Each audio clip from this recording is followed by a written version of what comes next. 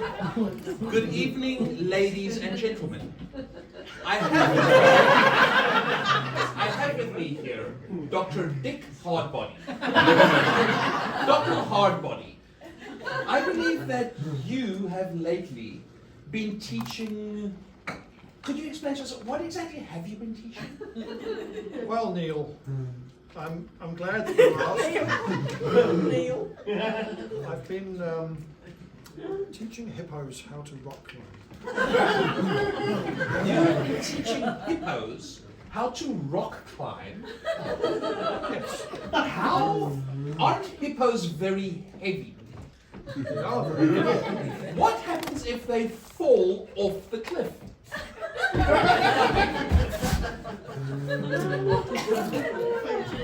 They don't fall off the cliff because I've taught them how to hang on. You've taught them how do they hang on with those big wide paws that they have? Oh, really hang on like that. They use their big wide paws and punch holes in the cliff.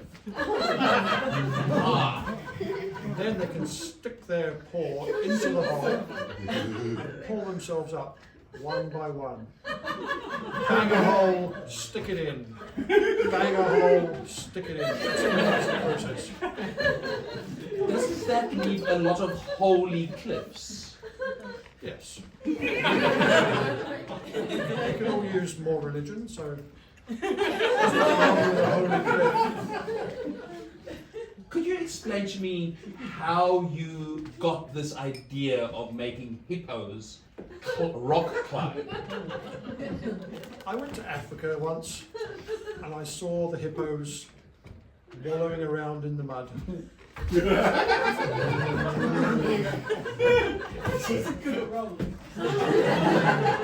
They looked so sad, just wallowing and wallowing. The only time I saw any excitement was when they found a little bit of weed to eat.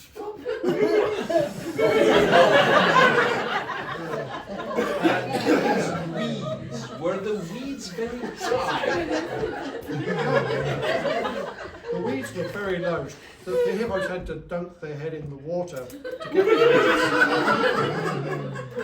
weeds. But I knew from experience that at the top of the cliff there's some very tasty weeds. And I thought, let's expand these hippos' horizons. Teach them how to get to the top of the cliff. I see. And how did you get these wallowing hippos to actually climb a cliff when they enjoyed wallowing so much? First, you have to get them out of the water. So I would put on scuba gear and come up behind them and pinch their asses. If there's one thing a hippo doesn't like, it's having its ass pinched. And they run.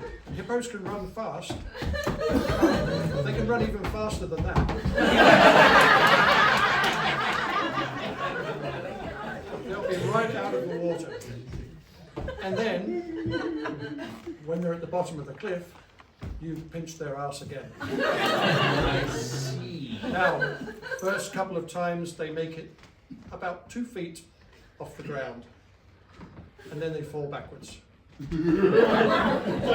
Does it make a big splat? A medium-sized splat. And then you go up next to them very carefully because they're big and heavy animals, and you teach them to punch a hole in the cliff and then stick their foot in the hole. Then you do the same with the other foot.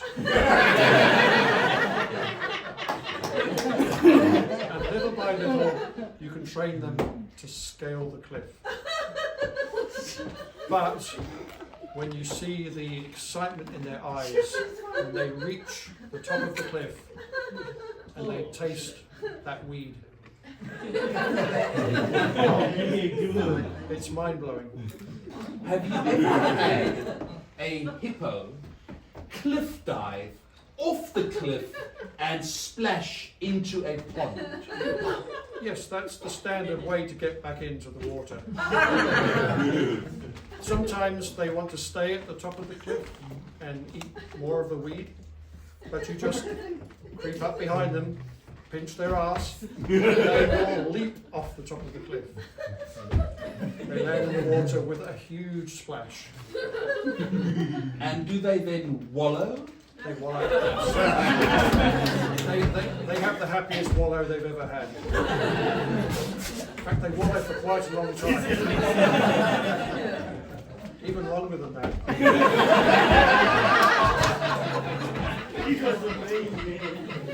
And then, well, then it's time to go home and have tea. Well, thank you very, very much, Mr. Hardbody. Or do you prefer Dick? I prefer Dick. It was lovely having you here, and please stay tuned because next week we will show how eagles are taught to water ski.